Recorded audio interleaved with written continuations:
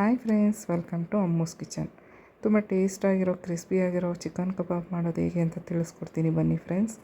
ಮೊದಲಿಗೆ ಚಿಕನ್ನ ಚೆನ್ನಾಗಿ ವಾಶ್ ಮಾಡಿ ಸಪ್ರೇಟಾಗಿ ತೊಗೊಂಡು ಅದಕ್ಕೆ kebab powder, cornflour 1 spoon, ginger garlic paste 1 spoon, ಅರ್ಧ ಸ್ಪೂನ್ ಚಿಲ್ಲಿ ಪೌಡರ್, ಅರ್ಧ ಸ್ಪೂನ್ ಧನಿಯಾ ಪೌಡರ್, 1 ಎಗ್ಗು,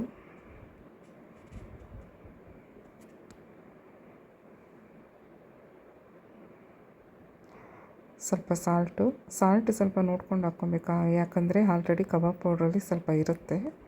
ಮತ್ತು ಸ್ವಲ್ಪ ಧನಿಯಾ ಪೌಡರ್, ಕಡಲೆ ಹಿಟ್ಟು 1 ಸ್ಪೂನು, ಅರ್ಧ ಸ್ಪೂನು ಮೈದಾ, ಇದೆಲ್ಲ ಹಾಕ್ಕೊಂಡು ಮಿಕ್ಸ್ ಮಾಡ್ಕೊಂಡು ಸ್ವಲ್ಪ ಕರಿಬೇವು ಹಾಕ್ಕೊಂಡು ಒಂದು ಹಾಫ್ ಆನ್ ಅವರ್ ಬಿಟ್ಟು ಕಾದಿರೋ ಎಣ್ಣೆಗೆ ಒಂದೊಂದಾಗಿ ಹಾಕ್ಕೋಬೇಕು ಫ್ರೆಂಡ್ಸ್.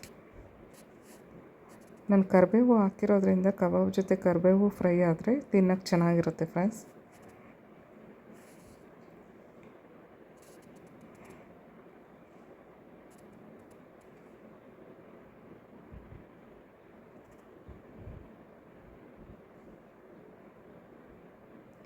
ನೋಡಿ ಫ್ರೆಂಡ್ಸ್, ಚೆನ್ನಾಗಿ ಬಂದಿದೆ. ನೀವು ಟ್ರೈ ಮಾಡಿ, ಹೇಗಿತ್ತು ಕಮೆಂಟ್ ಮಾಡಿ. Thank you friends.